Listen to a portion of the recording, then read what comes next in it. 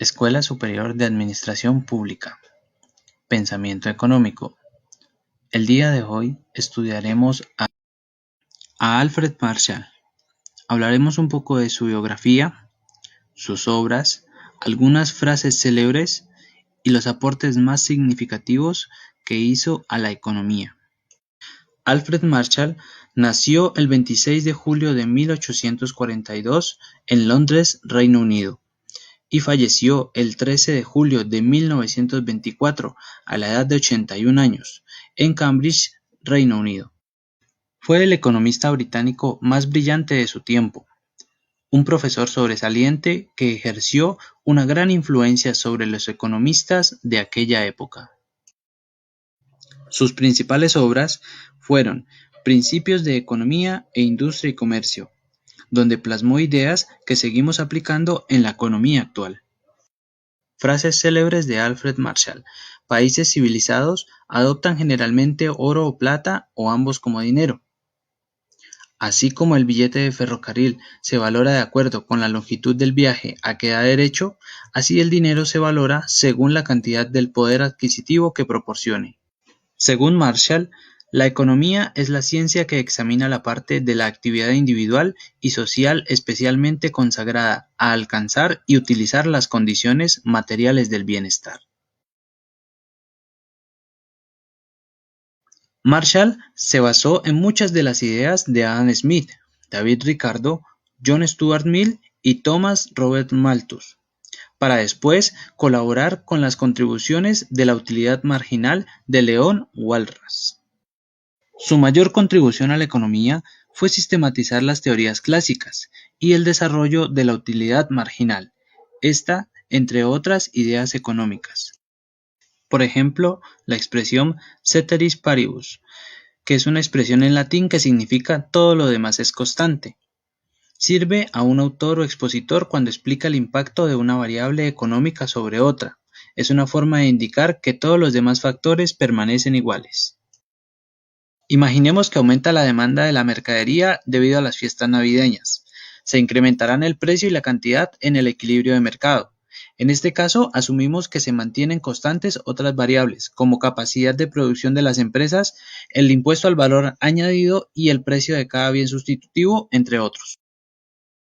La elasticidad es un concepto introducido por Marshall usado para medir los cambios que una variable sufre cuando otra es alterada.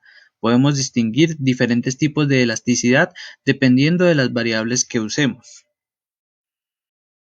El ejemplo más común es la elasticidad precio de la demanda. Mide cuánto cambia la demanda de un bien o servicio cuando su precio aumenta o disminuye.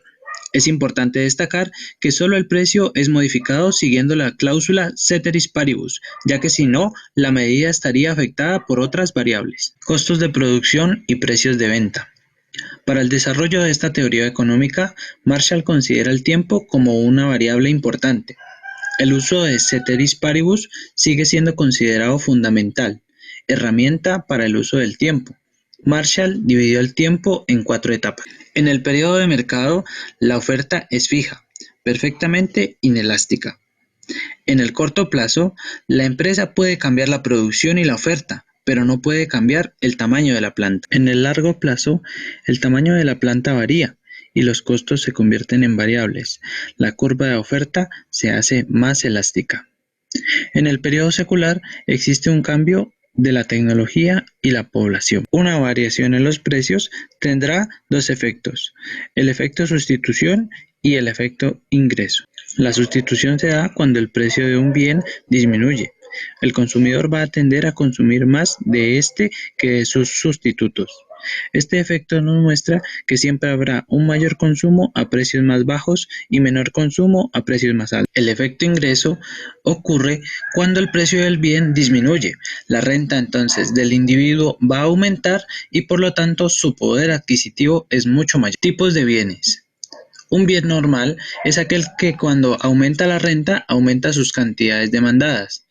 En cambio, un bien inferior, cuando aumenta la renta, disminuye sus cantidades demandadas. Según Marshall, el precio y la cantidad de la demanda se relacionan inversamente. La relación entre precio y la cantidad de demanda se realiza mediante el coeficiente de la elasticidad de precio.